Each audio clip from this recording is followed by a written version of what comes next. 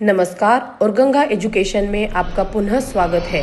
इस प्लेटफॉर्म पर आपको विधिक क्षेत्र से संबंधित महत्वपूर्ण विषयों पर व्याख्यान, विधि से जुड़े हुए प्रतियोगी परीक्षाओं की तैयारी, महत्वपूर्ण कानूनी तथ्य तथा विधिक इतिहास से संबंधित सामग्री सरल और व्यवस्थित रूप में उपलब्ध होगी। आज के इस वीडियो में हम डिस्कस करेंगे एक और important case, that is Kusal Rao versus state of Bombay. क्या कन्विक्शन के लिए अकेले डाइंग डिक्लेरेशन ही इनफ है? चलो डिस्कस करते हैं। आज हम डिस्कस करने वाले हैं एक बहुत इंपॉर्टेंट केस जो जुडिशरी एग्जाम्स और लॉ स्टूडेंट्स के लिए एक्सट्रीमली रेलेवेंट हैं। Kushal Rao versus the state of Bombay 1958। Welcome to Ganga education. चलिए देखते हैं कि इस केस ने डाइंग डिक्लेरेशन के लॉ को इंडिया में कैसे फंडामेंटली शेप किया। तो सबसे बड़ा लीगल सवाल इस केस में क्या था? वो ये था कि क्या एक डाइंग डिक्लेरेशन यानी मरने से पहले दिया गया बयान अकेले ही किसी को सजा दिलाने के लिए काफ़ी है, या फिर उसके साथ हमेशा कोई कोरॉबरेटिंग एविडेंस मतलब कोई सपोर्टिंग प्रूफ होना ज़रूरी है। यही वो क्रिटिकल इशू था जिसे सुप्रीम कोर्ट को फाइनली सॉल्व करना था। तो चलिए सबसे पहले इस केस की स्टोरी समझते हैं। Section 1, what happened in the Kushal Rao case. Okay, so let's follow the timeline of events. रात के 9 बजे विक्टिम, जिनका नाम था बाबूलाल, उन पर तलवारों और भालों से हमला हुआ। सिर्फ 25 मिनट बाद 9:25 PM पर वो मेयो हॉस्पिटल पहुंचे और डॉक्टर कानिकदाली को अपना पहला डिक्लेरेशन दिया। किसका नाम लिया? खुशाल और तुकाराम। फिर लगभग 10-15 PM पर सब इंस्पेक्टर AK खान को अपना दूसरा डिक्लेरेशन दिया और इस बार भी उन्होंने खुशाल और तुकाराम का ही नाम लिया। और फाइनली 11-15 PM पर एक फर्स्ट क्लास मैजिस्ट्रेट के सामने तीसरा बयान दिया और इसमें भी कंसिस्टेंटली उन्होंने खुशाल और तुकाराम को ही जिम्मेदार ठहराया। अगली सुबह बाबूलाल की मौत हो गई। यहां पर सबसे इंपॉर्टेंट बात क्या है? तीनों स्टेटमेंट्स में जबरदस्त कंसिस्टेंसी थी। अब आप सोचेंगे कि तीन कंसिस्टेंट डिक्लेरेशंस के बाद तो केस स्ट्रेट फॉरवर्ड होना चाहिए, राइट? वेल, नहीं। यहां से शुरू होता है सेक्शन 2, द लीगल डिलेमा। एक बहुत बड़ा लीगल कंफ्यूजन था उस वक्त। तो प्रॉब्लम क्या थी? प्रॉब्लम थी एक पुराने केस का जजमेंट। मधु प्रसाद केस में यह माना गया था कि सिर्फ डाइंग डिक्लेरेशन के बेसिस पर कन्विक्शन करना सेफ नहीं है, उसके साथ कोरॉबरेशन यानी सपोर्टिंग एविडेंस होना ही चाहिए।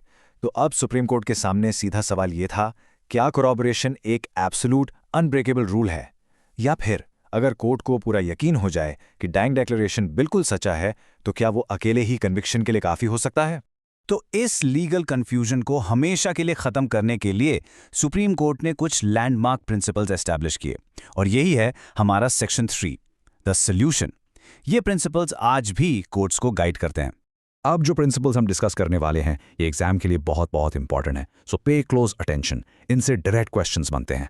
तो सुप्रीम कोर्ट ने रिलायबिलिटी चेक करने के लिए 6 इंपॉर्टेंट टेस्ट्स बताए। पहला, ऐसा कोई एब्सोल्यूट रूल ऑफ लॉ नहीं है कि डाइंग डिक्लेरेशन को हमेशा कोरॉबरेशन की जरूरत पड़ेगी। दूसरा, हर केस को उसके अपने फैक्ट्स और सर्कमस्टांसेस के हिसाब से जज किया जाना चाहिए। तीसरा, डाइंग डिक्लेरेशन कोई कमजोर टाइप का एविडेंस नहीं है, ये बाकी एविडेंस के बराबर यानी ऑन द सेम फुटिंग खड़ा होता है। चौथा और सबसे जरूरी, कोर्ट को पूरा संतुष्ट होना चाहिए कि डिक्लेरेशन सच्चा है। अगर है तो किसी कोरॉबरेशन की जरूरत नहीं। पांचवा, अगर डिक्लेरेशन एक कॉम्पिटेंट मैजिस्ट्रेट ने रिकॉर्ड किया है तो उसकी वैल्यू बहुत ज्यादा होती है। और छठा, कोर्ट को स्टेटमेंट को बहुत क्लोजली स्क्रूटनाइज करना होगा।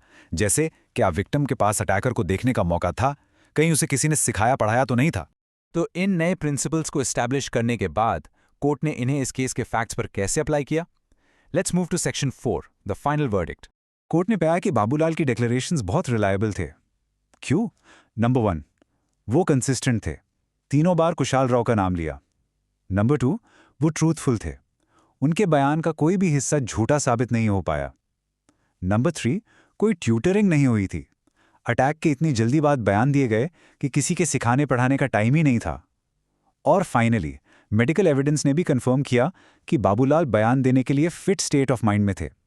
इसलिए कोर्ट ने कंक्लूड किया कि ये डिक्लेरेशन सच्चे और रिलायबल हैं और इनके बेसिस पे कन्विक्शन के लिए किसी और कोरॉबरेशन की जरूरत नहीं है।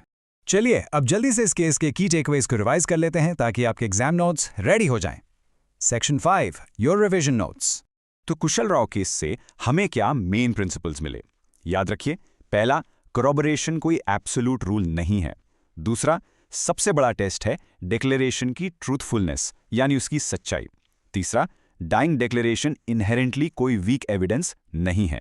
और फाइनली, अगर कोर्ट उसकी सच्चाई से कन्विंस हो जाए तो वो कन्विक्शन का सोल बेसिस यानी इकलौता आधार बन सकता है। यही इस जजमेंट की सबसे बड़ी लेगेसी है। तो आपको क्या लगता है, कोर्ट का डिसीजन सही था?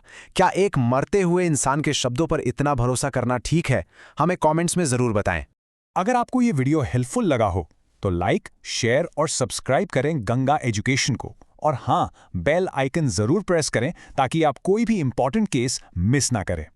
इस सत्र को देखने के लिए धन्यवाद। यदि यह व्याख्यान आपको उपयोगी लगा है तो कृपया लाइक, शेयर और गंगा एजुकेशन को सब्सक्राइब करें और आगे भी ऐसे महत्वपूर्ण विधि व्याख्यानों के लिए जुड़े रहें।